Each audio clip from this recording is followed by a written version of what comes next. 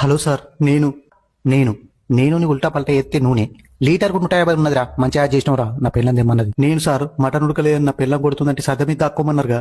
ఆ కాక నువ్వా? ఇగో మా వాళ్ళు డికాషన్ పెట్టిరు, 5 నిమిషాలలో తాగాడు ఉంటా.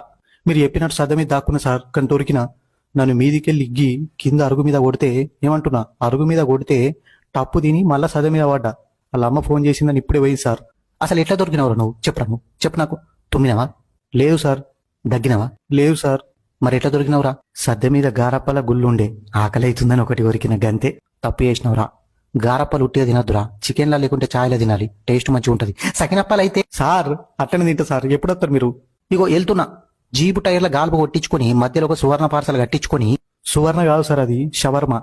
ఆ గదే, నీకెట్లా తెలుసురా? నా పెళ్ళం ఫేవరెట్ అది. నా పెళ్ళంకు కూడా అదే ఇష్టం సార్.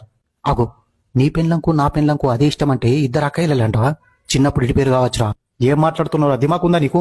రే, సక్కరాని మాటలు లారీ కింద నూపుతా కొడుకా. Sorry sir. ఇప్పుడు ఎట్లా సార్ మీరు వచ్చేదాకా? బీరువాల దాక్కో, దొరికితే